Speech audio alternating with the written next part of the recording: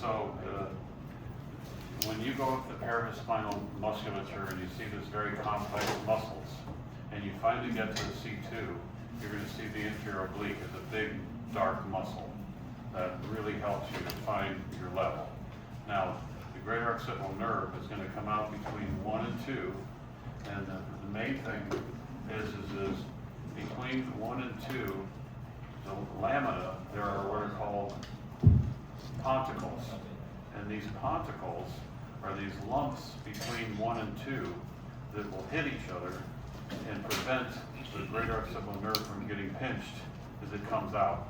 Because the greater occipital nerve does not come out in the foramen. It comes out between the lamina. It's the only dorsal root ganglion that comes out without going through the foramen. It comes out through the lamina.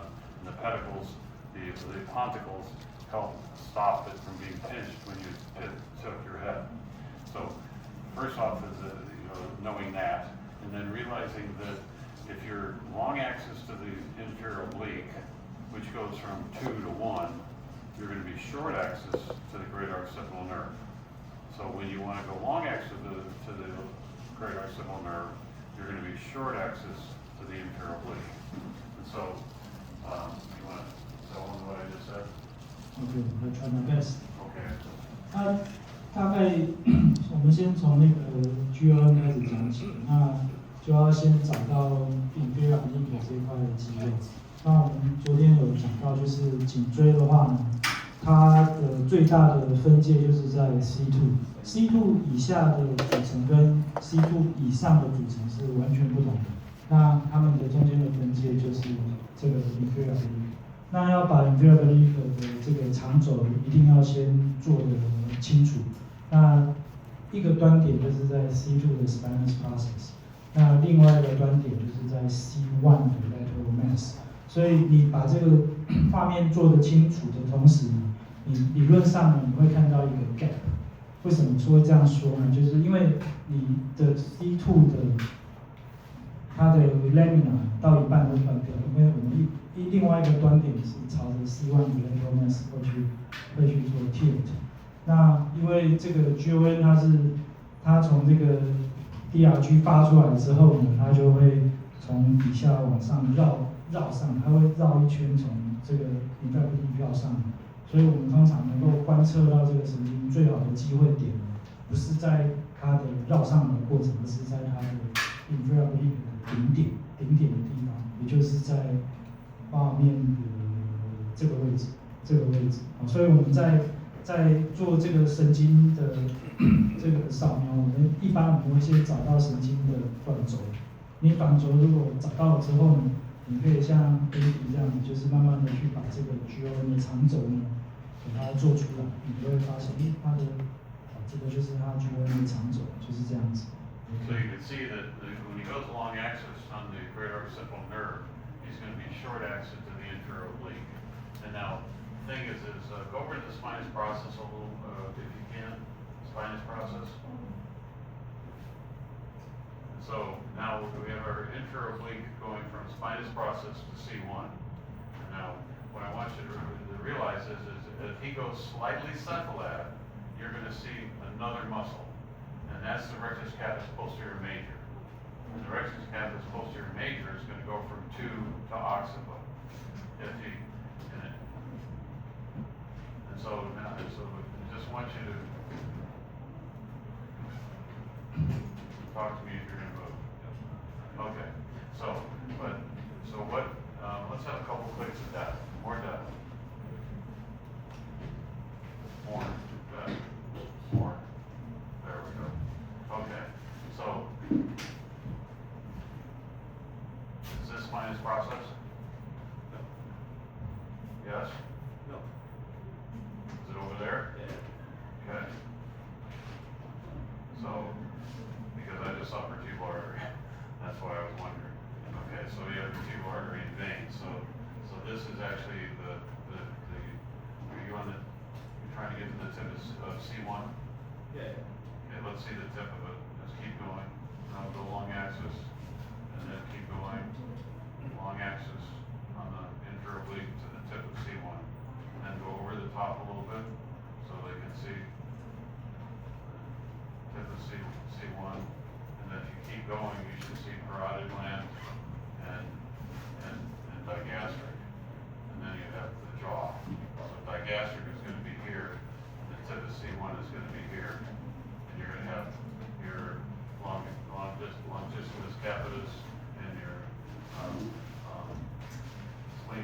capitis and sternocleidomastoid and semispinalis capitis. The main thing is you know, if this is at a C1, in my mind, we're not doing greater occipital nerve.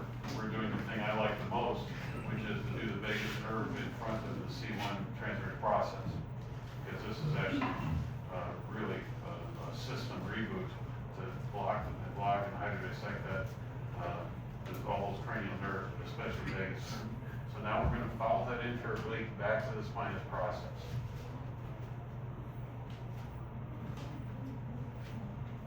And when we get to the spinous process, if we go up, we'll see another muscle come off of that spinous process. And that other muscle is going to be the rectus capitis posterior major. And it's going to go to the occiput. So we'll go back to inferior oblique. And then when we're long axis on the inferior oblique, what we should be looking for would be the greater occipital nerve. That should be over the top of that inferior oblique. And that's way too far. This is spinous process. So it should come out laterally. So this is C1 here? Yeah. Okay. So just reverse from where you are, that's fine. Okay. So yeah, so put that greater occipital nerve right over the middle of the inferior oblique. This one? But I want it right over I want you to track it until it's right over the middle and short axis there. Okay, so now you can see it purely round in here. So what we're going to do is we're going to spin the probe 90 and triangle long axis on the nerve.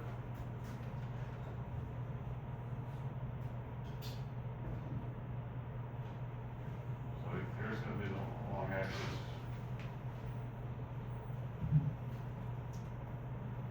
So hit freeze. Okay. This is lateral. Yes. Okay, so this is spinous process. Yes. Yes. This is lateral. And it's so the two ponticles are sitting right here to block those lamina from hitting each other. So because I'm always concerned about where the entrapment point is, we could block this nerve, but it's not going to fix the nerve. You know, you either have to hydrodissect it as it's going right into the spinal canal, which if you're using dextrose is not dangerous, but if you're using something else it probably is. And then, you know, you're going over the top of the rectus capitis posterior major and the inferior oblique under the two heads of the semispinalis capitis, and you've got the deep cervical artery that's going to anastomose in the occipital. So this is actually going to turn and go up there into their occiput and over the nuchal line. So this is the best way to look at the nerve, but it's really not entrapped here. It's entrapped as it turns up and over the occiput, or if they've had an upper cervical injury, Yes. entrapped along the two ponticles as it exits. Because the lesser occipital nerve is going to come out here, and the greater occipital is going to come out between the lamina here. So, and now the other thing is, there's basically 4 myodural bridges, and those myodural bridges, those muscle connections to the dura, which these two muscles have a connection to the dura. And so what I do is spinal headaches, because you've got the inferior oblique, the superior oblique, the rectus capitis major, and then the minor, which goes from 1 to 0. Those 4 muscles have connections to the dura. And so what I do is I just put a little lidocaine and I block the central tendon of each one of those 4 muscles. But normally I would just block the inferior oblique and the rectus capitis posterior major. Now I'm a little low on that. You have to go up a little higher for the inferior oblique, but this is great for the greater occipital nerve. Explain some of what I just said, please. 基本上呢，这个我们把神经长轴做出来之后呢，这个神经长轴本身，其实在老师的经验里面，它并不是常见卡压的地方。所以我们有2个 landmark， 就是我们要先找到这个神经走过去的地板。它的地板呢，在下方就是 inferior oblique， 那它在头端一点，在 cranial 端一点就是 myodural major。但是我们在这个画面呢，我们因为是做神经的长轴，它还没有转弯上去，所以我们目前看到的地板呢，就是这个 inferior oblique。那这个神经的天花板就是我们的那个目前的话就是 splenius capitis， 目前是 splenius capitis。那它从 C2DRG 出来之后，它就是我们刚刚讲，它会先从它的底端会绕一圈上来。因为老师认为，它认为常见的卡压点 entrapment point， 第一个是在这边，那第二个就是从这边跑到 greatest major 的地方，这是第2个常见 entrapment point 这样子。So I was asking Andy, and would like to see, and then the way his great occipital nerve is very anomalous, but you know we found it really well. But is that our? Yeah. So let's give us some more depth, more stop. Okay. Let's what do we got? Res. Let's go. Let's see what present. A little bit of penetration helps.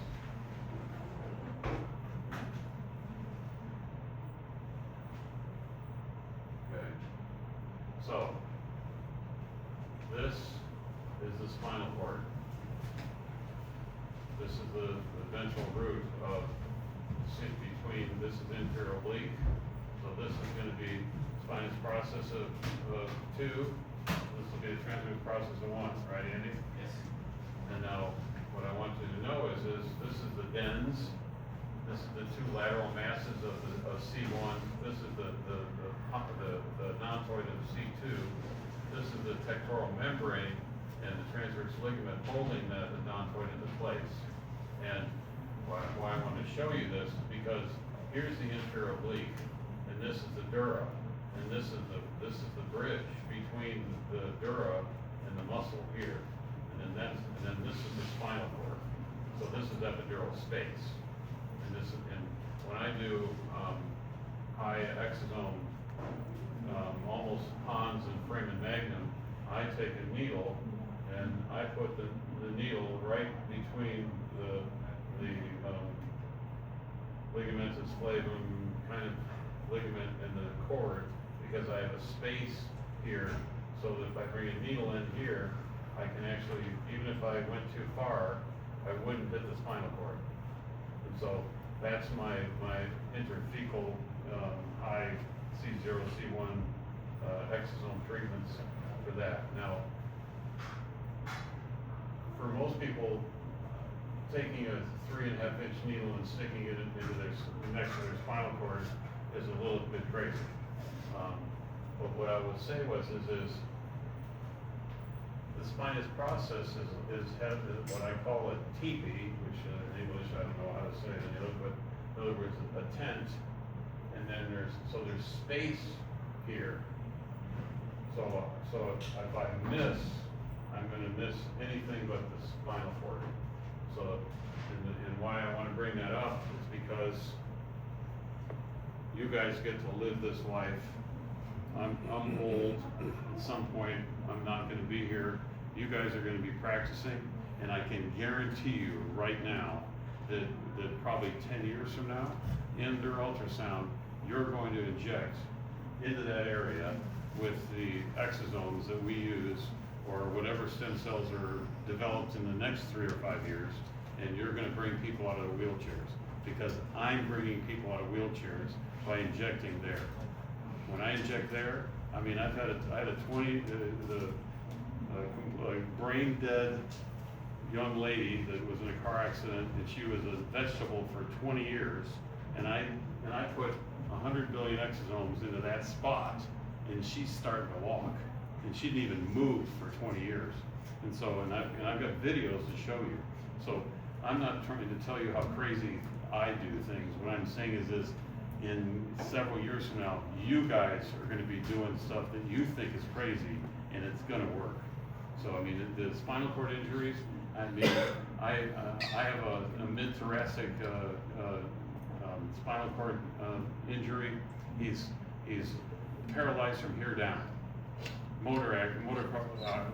Cycle accident, drove over him, compressed his spinal cord, injured it all. He's got a 9-level laminectomy, decompression to try and, fix him.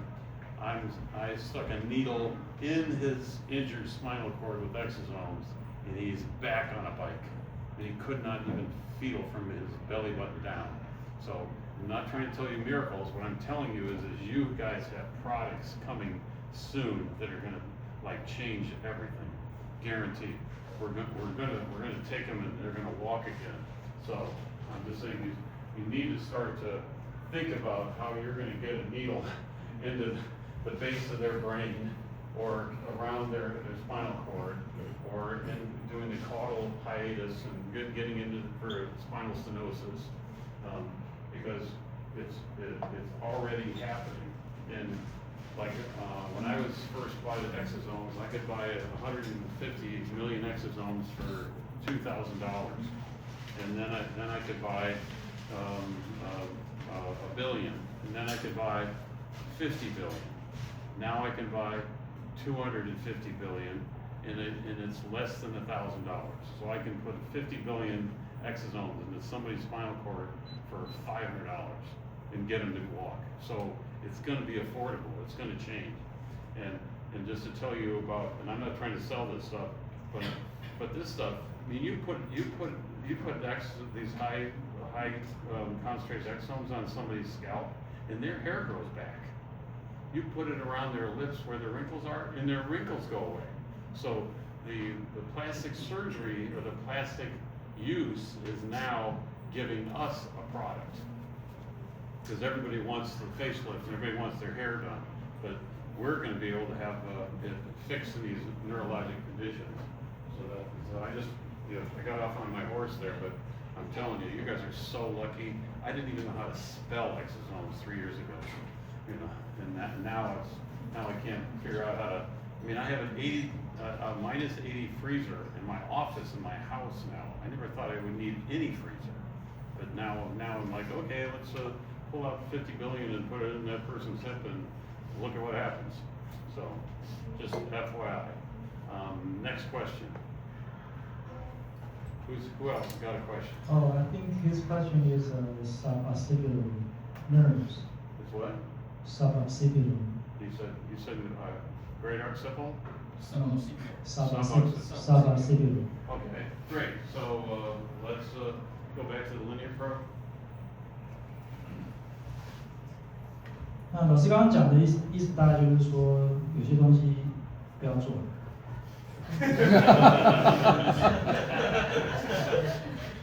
如果你真的要做的话，你就朝着那个三角形那个亮亮的 fat， 因为在那个 spinous process 底下的那个 triangle， 那相对是比较安全一点。那个地方你碰到了，可能就安全一点。We're gonna need more contrast or something. Okay, that's better. All right, so now look at me. So I've got a muscle that's going from. So which one is spinous process? My side.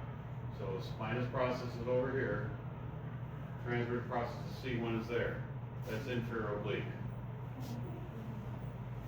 If I go that way, off the spinous process of 2, I get the rectus capsular posterior major. If I go that way, I can see the rectus capsular minor and going to the occiput from 1 to 0. But back to inferior oblique. We have inferior oblique. If we go to the tip of C1, keep going. Tip of C1. There's tip of C1 there. Now we're going to take the probe, we're going to lock on the tip of C1, and we're going to go superior oblique, which is going to get us from 1 to occiput. And so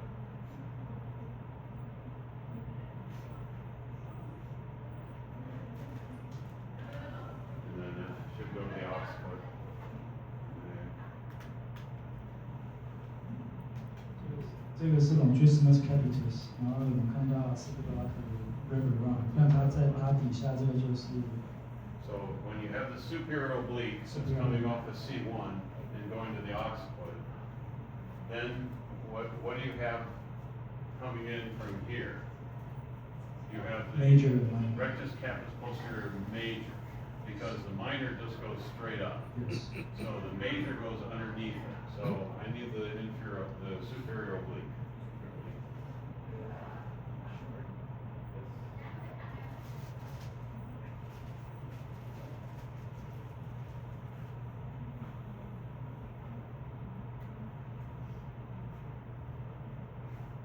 Okay, so we got, there's tip of one. And there's superior oblique attaching to the occiput. Hip freeze. So this is all superior oblique going from the tip of C1 to the occiput. And this is the rectus capus posterior major coming in from underneath it. And the C0 nerve is going to be here, and this is going to be the suboccipital nerve going out between the rectus capus posterior major and the superior oblique.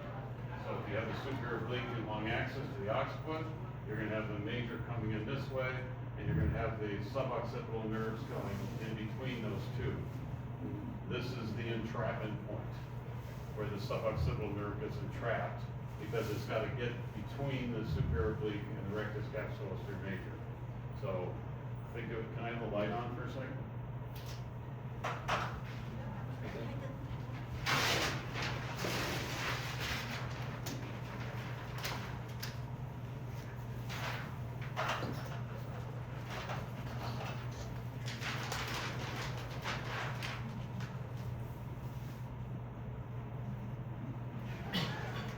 I'm sorry? So spinous process of 2, 1, occiput. 2, 1. Occiput.